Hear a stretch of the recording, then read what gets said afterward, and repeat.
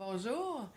Aujourd'hui, je vais vous expliquer la tête de flèche. Ça va être la septième capsule. Alors, pour la tête de flèche, dans le fond, on peut partir avec soit deux couleurs ou trois couleurs ou quatre couleurs. Fait qu'ici, celui-là, il est très large. Là, j'avais mis comme la même couleur de chaque côté, puis au milieu, c'est tout rouge. Tandis que l'échantillon que je vais faire en démonstration, lui, j'ai mis quatre couleurs.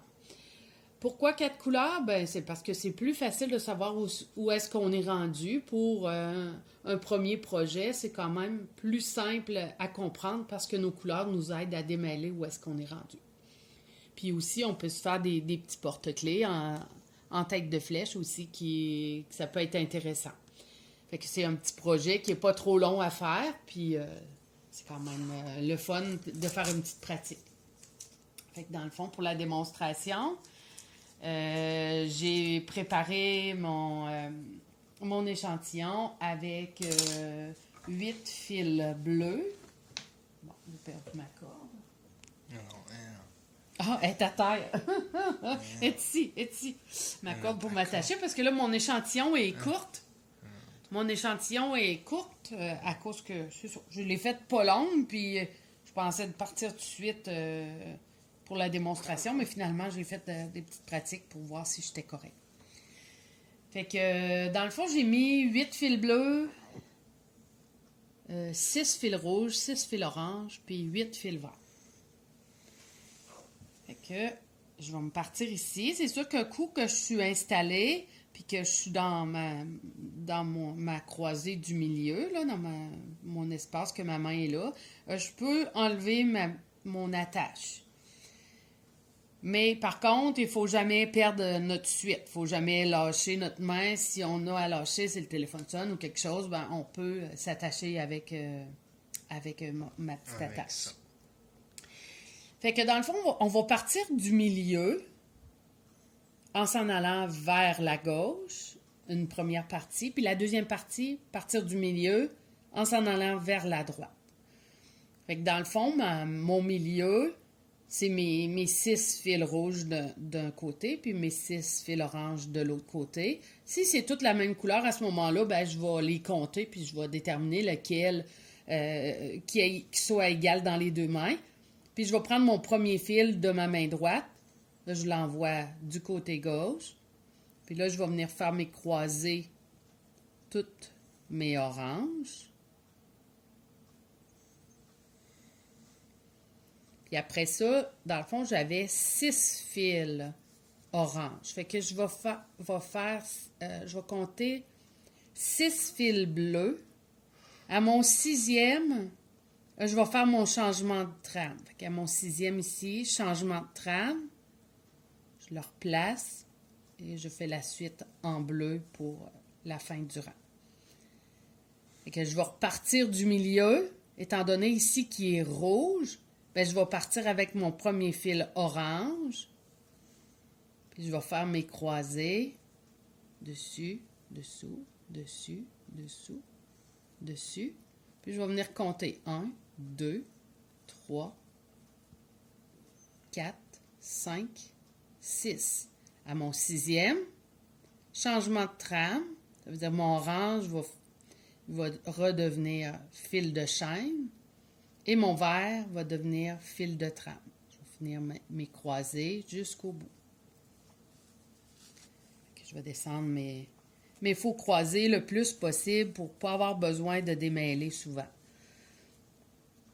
Après ça, je peux retirer. Si je vois qu'il y a des petits lousses, je peux retirer sur mon fil. Je vais recommencer mon deuxième rangée. Encore la même chose. Je prends mes fils, mes couleurs divisées. Je vais prendre mon premier fil rouge qui va tomber fil de trame. Je vais faire toutes mes oranges, toutes mes bleus, toutes mes bleus. Je vais venir faire mon changement de trame, mon dernier bleu avant les rouges. Je fais mon changement de trame, je finis mon rang. Fait que là, j'ai fait ma première partie. Maintenant, je vais faire ma deuxième partie qui est à partir du milieu en s'en allant vers la droite. Fait que je prends prends mon premier orange. Je vais venir faire mes croisées.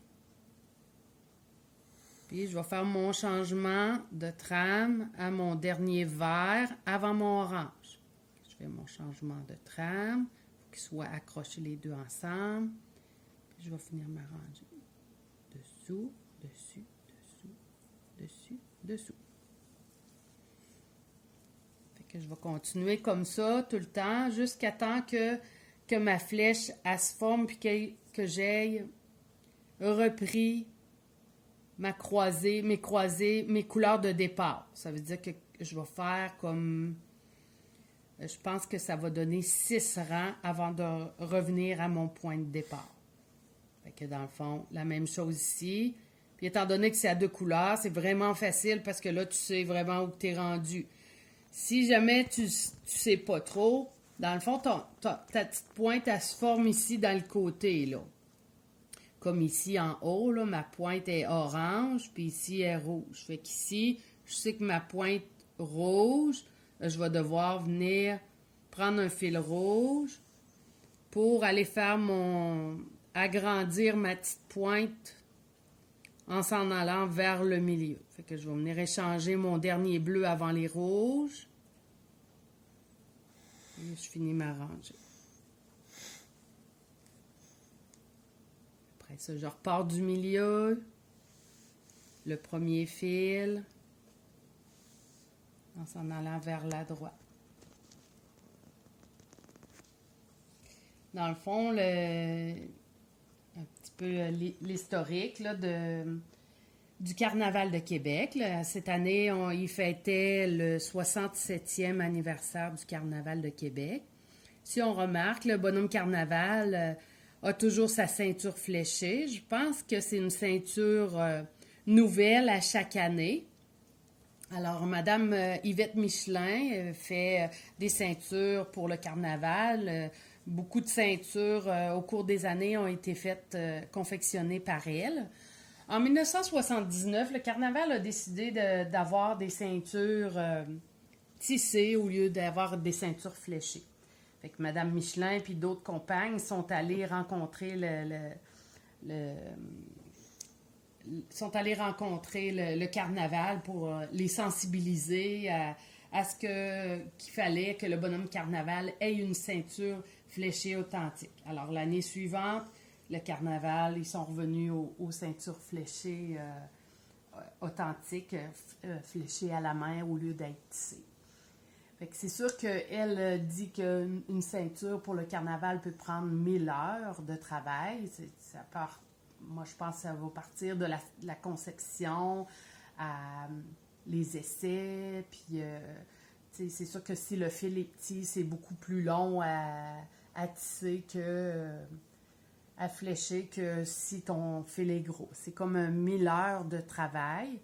Les ceintures se vendent 2500 $. Alors, tu dis, 2500 $, mais c'est donc bien cher. Mais si tu divises 2500 $, ça fait, divisé par 1000, ça fait 2,50 $. Alors, comme les madames de mon cercle de fermières disent, tu gagnes 2,5 piastres de l'heure, puis si tu défais, tu gagnes rien. Fait que c'est ça. Sur ce, on va se dire à la prochaine. Merci. Bonne pratique.